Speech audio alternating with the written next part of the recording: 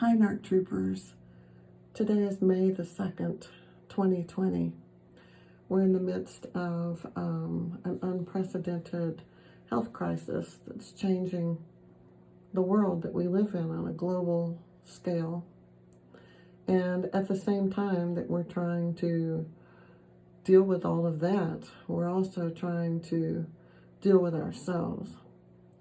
And I've kind of been offended at the idea that being in a relationship with a person with a personality disorder is like a illness, a disease, or, yep, I'm going to go there, like a virus. But it is. In many ways, it is like a virus because it's an infection that gets in you, and it's very hard to get out. It's very hard to treat. I was reading an article about the coronavirus, COVID-19, and it was talking about all kinds of things, how it not only attacks the lungs, but it also causes abnormal blood clots to form. It attacks every organ in the body, the heart, the kidneys, in addition to your lungs, even your brain. And I had a major viral illness back in the Christmas and New Year time between 2003 and 2004. It was encephalitis meningococcal virus, which is meningitis and encephalitis like somehow met each other and got married, and I nearly died. And it was the year I met my husband, the narcissist, and a lot of people said, wow, that near-death experience must have changed her. It must have remapped her brain or fried it or something. I think there's some truth to that, because it was a really horrible illness. And after being sick for many months, the whole right side of my face was numb. You could punch me and I would not have felt a thing. It was insane. I went to an infectious disease specialist. They ran a lot of tests. Viruses are insidious and scary. And so is recovery from narcissistic abuse or abuse from any person with an antisocial personality disorder, sociopath, psychopath. Sometimes they're clustered up, like all of those things, into one big ball of fun. And it is like that disease. You don't know where it's going to attack you. You don't know how. You just know that it's deadly and that it's in you and that you want to live, but you don't know how. So throughout this, I have made some comparisons, and I have told myself, if I could survive that illness, then I can probably survive anything. With my new autoimmune condition that followed the illness that I had back in 2003 and 4, it did cause a permanent, chronic, it was the precipitating event that activated an autoimmune illness that I have. So I'm high risk because I'm older. I'm high risk because I have an autoimmune chronic illness, and I'm high risk because I have heart trouble. Not just a broken heart, but I have other heart troubles too. The broken heart doesn't help because I don't sleep. I don't sleep any kind of restorative quality sleep. I don't eat well. I don't exercise as much as I used to before this happened to me. It's really hard to do anything except, work and then obsess over what has happened and how I'm going to get past it. Anyway, once you have identified that you are infected with something deadly, I think that the next thing you do is that you figure out, how am I going to survive this, right? Isn't that the goal?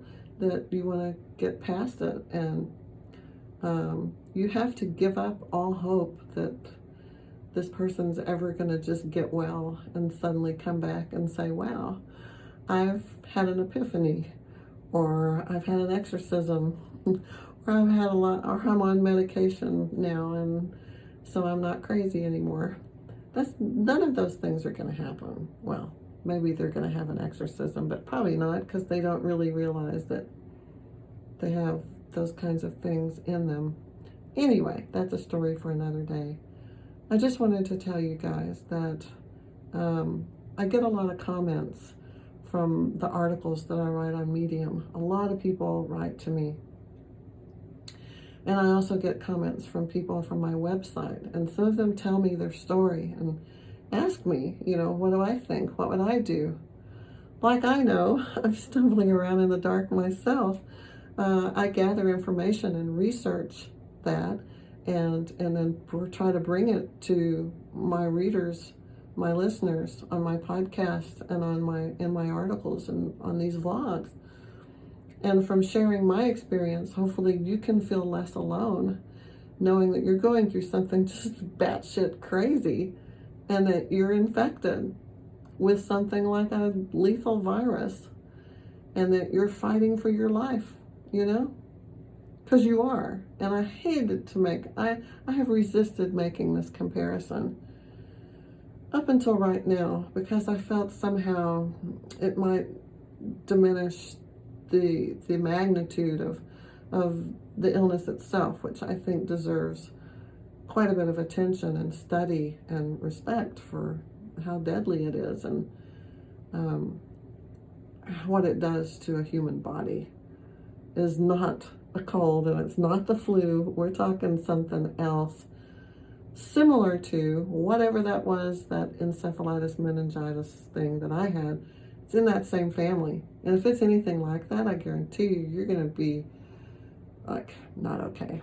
So you don't want to get it. You want to stay home and work on the infection that you do have, which is this disease that has, it's compounded by many things. I don't know. Different people have different things. For me, I have abandonment fears. I have attachment disorder. I have dependency disorder. I have a learned helplessness that follows all of this. And I have, things like that come from early childhood trauma, things that have followed me that I know I need to work on. And I am working on them, and I am getting better. It's such a slow process. And for every 2 steps forward, there's 1 step back.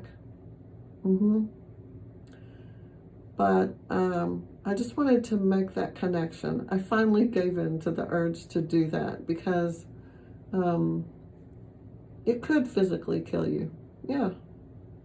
And you have to give this narcissistic recovery thing, you have to give it the respect that it deserves, because it's substantial, it's lethal, and it's going to be the fight of your life to get through it. I'm hoping to do that. It happened June 18th, 2019 for me. Was D-Day, discard day, divorce day, D-Day. And so this is the first part of May. I'm still 6 weeks away from my 1-year anniversary.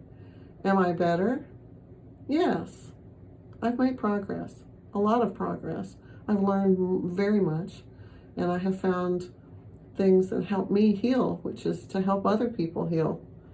And I think that's how it should work. I think that's how it does work. But in conclusion,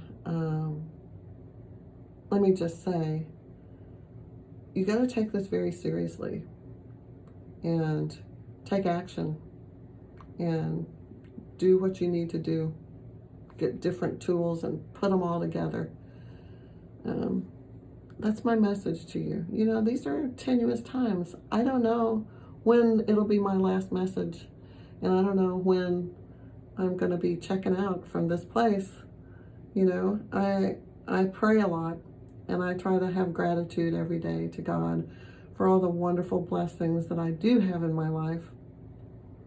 But I also ask him to help me through this, and that I submit and surrender to what he wants for me. I don't know if COVID is going to get me and I'm not going to survive it. So that's a possibility. With my health, if I get it, it's a probability I'm not going to be okay. But I'm already not okay because I'm experiencing something worse than death. There are things worse than death. I don't want to be stuck here in another couple of years, even another 1 year from now. I don't want to be stuck in this place of torment, trying to recover from something that has just kicked my ass. I want to get well. I want to be free of this. So I never know when it's going to be the last time that we talk. None of us know that, right? Maybe we don't get COVID. Maybe we walk out accidentally in front of a bus tomorrow, or an earthquake comes, or who knows, a tornado, something beyond our control. So what we do know is we're here right now, and we do know that we're facing something huge, and we know that we cannot give up. We can't give up. It would hurt the people we leave behind. We can't do that to them. You just can't do that to them. If you don't want to live, at least you have to want to live for them, right? Even if they don't understand what you're going through, even if they don't get it and they can't support you and you can't talk to them about it, that's okay. You still have to be there for them because they're family, they're friends, they're your people. You got to be there for your people. So you got to try to get well.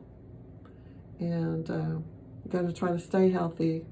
In the other way, you sure don't need to be facing attacks on both sides, right? You want to try to just have one thing to deal with at a time. But I'm hoping that,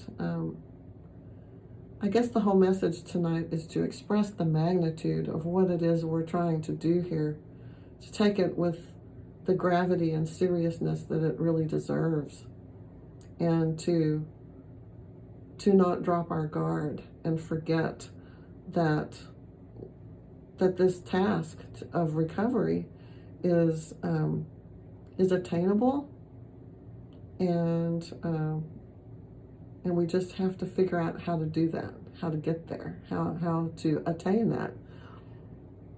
For everyone, it could be different, but you find what works for you, and then you hold on to it for dear life, and then you just keep fighting, one day at a time. Because none of us know how long we have. None of us know how long we'll be here. But what we know is that we want to keep trying. We want to keep helping. We want to keep reaching out to other people and making their pain less. That's what I want to do for you. And for my friends and family, I'm fighting as hard as I can. Like we all need to be, right? I'm trying as hard as I can to defeat this enemy. And we're all going to get there, right? I keep saying that on all of my things that I put out there. We're going to get there. We can get there. Guys, we can do this. I think so. Yeah. So that's my message for tonight. I hope you're okay. I hope that you're not suffering more than you can bear. And I hope it feels like it's getting lighter and easier. And if not, then tomorrow will be the day you feel a little bit of difference, I think. A little bit of more light comes in. And all the fighting you're doing to hang on will pay off. I care about everyone, and I just want everybody to be well. So get rest, be at peace. Try to find that place where you can get some rest and some peace. And I'm gonna go to bed now. It's the middle of the night. So I've got my cat, Sophie. So let's all be strong, everybody. And hard times require strength. And we all have that. We just have to dig around and find it. It's kind of like finding that quarter in the bottom of your purse. It's in there. Just keep digging. Keep digging. Okay. Good night.